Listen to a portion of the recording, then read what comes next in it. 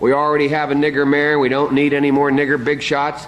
If you have a problem figuring out whether you're for me or Trump, and you ain't black. And the kids used to come up and reach in the pool and rub my leg down so it was straight, and then watch the hair come back up again. They'd look at it. So I learned about roaches. I learned about kids jumping on my lap. And I've loved kids jumping on my lap. We have this notion that somehow if you're poor, you cannot do it. Poor kids are just as bright and just as talented as white kids. Sorry. Go ahead. No, probably best I don't. That you would agree that your service in the Senate up to this point has not reflected any particular concern for the larger contributors. Well, the fortunate thing is I didn't have many larger contributors, and the only reason, see, I went to the big guys for the money. I was ready to prostitute myself in the manner in which I talk about it, but what happened was they said, come back when you're 40, son, and so I had to go out.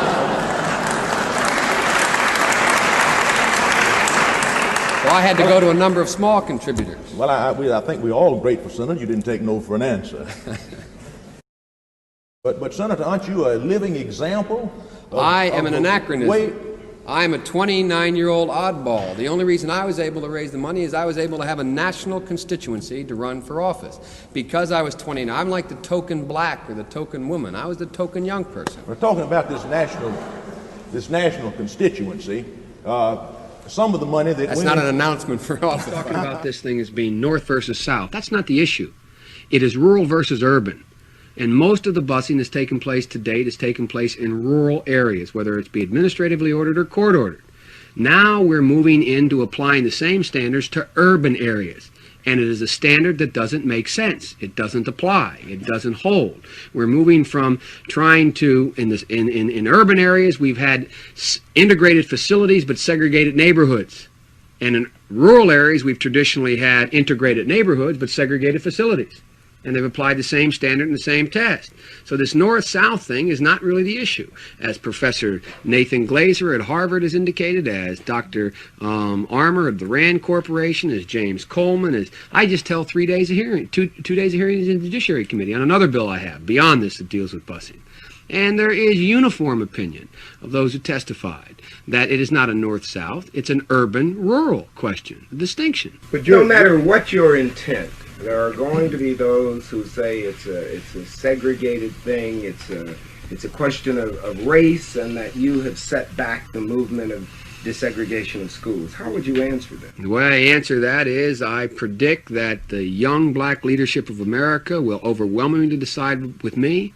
I predict that in 1980 and 84, my position will be totally vindicated by the sociologists and by the civil rights advocates. You know, I come from that side of the track.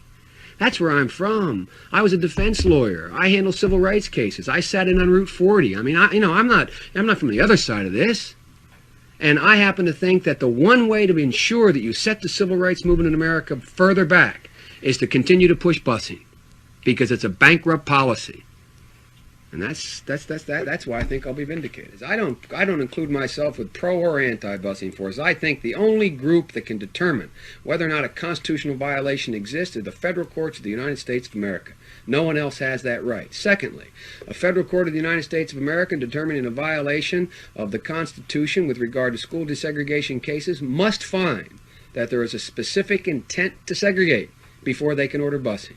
That I abide by. The person that is accosting your son or daughter, or my son or daughter, my wife, your husband, my mother, your parents. It doesn't matter whether or not they were deprived as a youth. It doesn't matter or not whether or not they had no background that enabled them to become socialized into the fabric of society. It doesn't matter whether or not they're the victims of society. The end result is they're about to knock my mother on the head with a lead pipe, shoot my sister, beat up my wife, take on my sons. So I don't want to ask what made them do this. They must be taken off the street. That's number one. There's a consensus on that.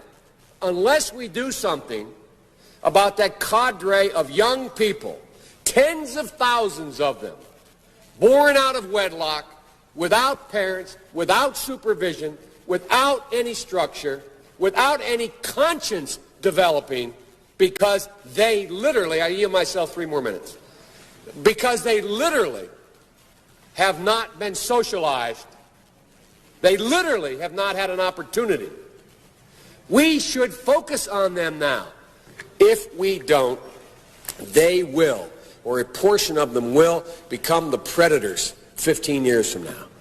And Madam President, we have predators on our streets that society has, in fact, in part because of its neglect, created. Again, it does not mean because we created them that we somehow forgive them or do not take them out of society to protect my family and yours from them. They are beyond the pale, many of those people. Beyond the pale. And it's a sad commentary on society. We have no choice but to take them out of society. And the truth is, we don't very well know how to rehabilitate them at that point. That's the sad truth. I'm the guy that said, rehabilitation, when it occurs, we don't understand it and notice it. Bobby Rush, member of Congress, said the other day, I'm ashamed that I voted for the '94 crime bill. You ashamed of that bill? Not at all.